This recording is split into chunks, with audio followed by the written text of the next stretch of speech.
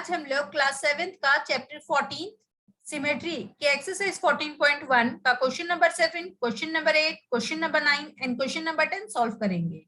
लेकिन video start करने से पहले मैं आपको बता दूं कि यदि आप इस चैनल पे नए हैं तो प्लीज चैनल को सब्सक्राइब करना ना भूलें और साथ ही साथ बेल आइकन जरूर दबाएं, जिससे आने वाले हर वीडियो की जानकारी आपको सबसे पहले मिल सके। तो चलिए वीडियो स्टार्ट करते हैं। Question number 7, state the number of line of symmetry for the following figures. अब यहाँ पे कुछ फिगर्स के नाम दिए गए हैं जिसमें हमें number of line of symmetry बतानी है। A, an equilateral triangle. Equilateral triangle में 3 साइड्स होती हैं और 3 साइड्स एक दूसरे के इक्वल होती हैं, इसलिए इसमें number of line of symmetry 3 बनेगी। मैं 3 साइड से अगर इसे लाइन बनाती हूँ लाइन ऑफ सिमेट्री, तो सारी ही फिगर्स मिरर इमेज बनेंगी, इसलिए एन इक्विलेटरल ट्रायंगल में number of line of symmetry 3 है। आइसोसेलेस ट्रायंगल, आइसोसेलेस ट्रायंगल में 3 साइड्स होती हैं, इसमें 2 साइड्स एक दूसरे के इक्वल होती है और 1 साइड अनइक्वल होती है, इसलिए इसमें number of line of symmetry 1 बनेगी। एन आइसोसेलेस ट्रायंगल में number of line of symmetry 1 है। स्केलिन ट्रायंगल, स्केलिन ट्रायंगल में 3 साइड्स होती हैं और 3 साइड्स, तीनों ही साइड एक दूसरे के अनइक्वल होती हैं, इसलिए इसमें number of line of symmetry नहीं बन पाएगी, क्योंकि अगर मैं कहीं से भी लाइन मारती हूँ तो यहाँ पर मिरर इमेज हमें नजर नहीं आएगी, इसलिए स्केलिन ट्रायंगल में number of line of symmetry 0 होगी। अ स्क्वायर, स्क्वायर की फिगर में 4 साइड्स होती हैं और 4 साइड्स एक दूसरे के इक्वल होती हैं, इसमें हम लोग लाइन ऑफ सिमेट्री इस तरह से बना सकते हैं, इस तरह से बना सकते हैं, इस तरह से भी बना सकते हैं और इस तरह से भी बना सकते हैं। तो इसमें लाइन ऑफ सिमेट्री कितनी हुई? 1, 2, 3 एंड 4, इसलिए स्क्वायर में number of line of symmetry 4 बनेगी। अ रेक्टेंगल, रेक्टेंगल में 4 साइड्स होती हैं और 2 साइड्स एक दूसरे के इक्वल होती हैं। ये ऑपोजिट साइड जो है वो एक दूसरे के इक्वल होगी, ये वाली ऑपोजिट साइड एक दूसरे के इक्वल होगी। इसमें number of line of symmetry इस तरह से बनेगी, ये मिरर इमेज ड्रॉ हो गई, और मैं इस तरह से बनाऊंगी तो भी ये मिरर इमेज ड्रॉ हो गई, तो इसमें number of line of symmetry होगी 2। रोम्बस, रोम्बस की फिगर होती है काइट के जैसे, इस तरह से, तो इसमें लाइन ऑफ सिमेट्री इस तरह से बनेगी या फिर इस तरह से बनेगी। इसमें लाइन ऑफ सिमेट्री 2 बन रही है, इसलिए रोम्बस में लाइन ऑफ सिमेट्री 2 होगी।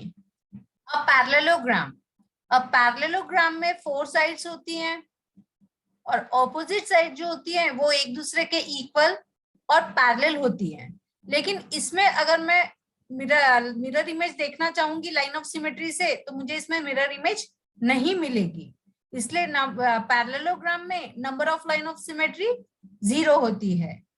क्वाड्रिलेटरल, क्वाड्रिलेटरल में 4 साइड्स होते हैं, लेकिन 4 साइड एक दूसरे के अनइक्वल होते हैं, इसमें कोई भी साइड एक दूसरे के इक्वल नहीं होती है, मे बी वो हो भी सकती है और नहीं भी हो सकती। इसमें अगर मैं लाइन ऑफ सिमेट्री बनाती हूँ तो मुझे इसमें मिरर इमेज नहीं मिलती है, इसलिए क्वाड्रिलेटरल में number of line of symmetry 0 होता है। और रेगुलर हेक्सागोन, रेगुलर हेक्सागोन में 6 साइड्स होती हैं और रेगुलर होने का मतलब है जितनी भी इसकी साइड्स होंगी वो एक दूसरे के इक्वल होंगी, इस तरह से। इसमें number of line of symmetry 6 होती हैं, इस तरह से अगर मैं इसे बनाती हूँ वर्टेक्स के हिसाब से तो 1, then 2,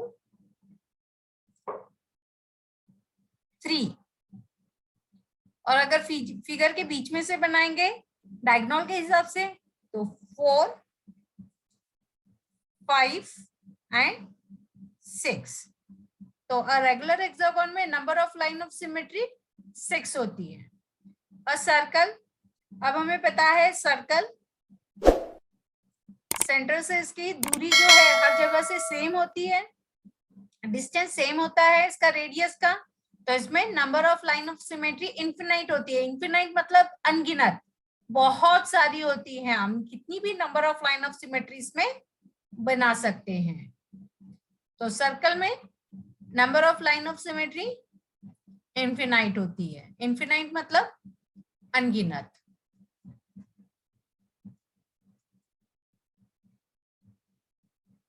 question number 8, what letter of English alphabet have reflection symmetry. अब यहाँ पे बताया गया है कि इंग्लिश के ऐसे कौन से अल्फाबेट्स हैं जिसमें रिफ्लेक्शनल सिमेट्री है। अब ए वर्टिकल मिरर। अब ए क्वेश्चन में हमें ऐसे ही नंबर मतलब लेटर्स बताने हैं, इंग्लिश के ऐसे ही अल्फाबेट्स बताने हैं जिसमें कि वर्टिकल मिरर सिमेट्री हो।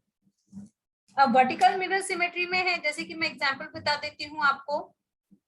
ए को अगर मुझे लाइन ऑफ सिमेट्री बनानी है तो मैं इस तरह से ही बनाऊंगी, तो ये वर्टिकल मिरर सिमेट्री हो गई। देन एच की भी वर्टिकल मिरर सिमेट्री इस तरह से बनेगी। ऐसे बहुत से लेटर हैं जैसे I, M, O, T, U, V, W, X and Y.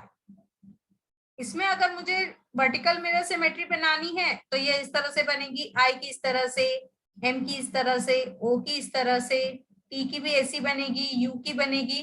तो इस तरह से बाकियों की वर्टिकल लाइन ऑफ सिमेट्री बनेगी।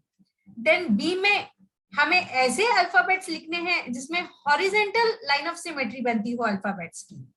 जैसे बी में हॉरिजेंटल लाइन ऑफ सिमेट्री बनती है, मिरर इमेज बन रही है। ऐसे बहुत से लेटर हैं जैसे सी, डी, ई, एच, आई, के, ओ एंड एक्स। अब इसमें सब में हॉरिजेंटल लाइन ऑफ सिमेट्री बनती है इस तरह से।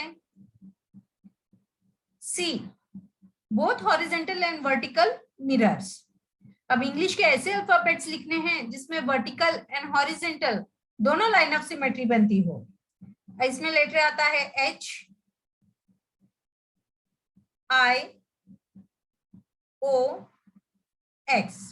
अब इसमें देखेंगे तो हम हॉरिजेंटल भी बन रही है और वर्टिकल भी बन रही है। इसमें देखिए वर्टिकल भी बन रही है, देन हॉरिजेंटल भी बन रही है। इस तरह से हॉरिजेंटल वर्टिकल, हॉरिजेंटल वर्टिकल, दोनों तरह से इसमें लाइन ऑफ सिमेट्री हमें दिखती है। Question number 9, give 3 examples of shape with no line of symmetry. अब हमें पता है लाइन ऑफ सिमेट्री ऐसे शेप्स में नहीं होती है जिसकी साइड्स इक्वल नहीं होती है। जैसे अनइक्वल साइड्स हो गई, जैसे स्केलिन ट्रायंगल हो गया। स्केलिन ट्रायंगल में 3 साइड्स होती हैं और तीनों ही साइड एक दूसरे के अनइक्वल होती है, इसलिए इसमें लाइन ऑफ सिमेट्री नहीं होती है। तो पहला एग्जांपल हो गया स्केलिन ट्रायंगल। सेकेंड है क्वाड्रिलेटरल। क्वाड्रिलेटरल में भी 4 साइड्स होती है जिनमें इक्वल साइड्स होती है, इनके स्पेशल नेम होते हैं, लेकिन जब हम क्वाड्रिलेटरल बोलते हैं तो इसकी 4 साइड्स होती हैं और चारों ही साइड्स एक दूसरे के अनइक्वल होती हैं, इसलिए इसमें भी लाइन ऑफ सिमेट्री नहीं बनती है। इसलिए सेकेंड एग्जांपल हो गया क्वाड्रिलेटरल। एंड थर्ड एग्जांपल है इंग्लिश का अल्फाबेट आर। इसमें वर्टिकल हॉरिजेंटल कैसे भी हमें लाइन ऑफ सिमेट्री नहीं मिलती है। Question number 10, what other name can you give of the line of symmetry N isosceles triangle. अब हमें यह बताना है कि यहाँ पे जो आइसोसेलेस ट्रायंगल की फिगर है, जैसे कि आइसोसेलेस ट्रायंगल में हमें पता है 2 साइड्स इक्वल होती है और 1 साइड अनइक्वल होती है। तो 2 साइड इक्वल है और 1 साइड अनइक्वल है, इसमें वर्टिकल लाइन ऑफ सिमेट्री इस तरह से बनती है, ये लाइन ऑफ सिमेट्री बनेगी। तो इस लाइन ऑफ सिमेट्री को हम दूसरा नाम क्या दे सकते हैं? तो इसे हम दूसरा नाम देते हैं मीडियन, क्योंकि यह इन दोनों के मिडिल में आता है। सर्कल, सर्कल में जैसे कि हमें पता है लाइन ऑफ सिमेट्री इनफिनाइट होती है, लेकिन लाइन ऑफ सिमेट्री हम इसमें से इस तरह से बनाते हैं, इस तरह से बनाते हैं। तो इस लाइन ऑफ सिमेट्री को हम लोग दूसरा नाम क्या दे सकते हैं? इसका दूसरा नाम है डायमीटर।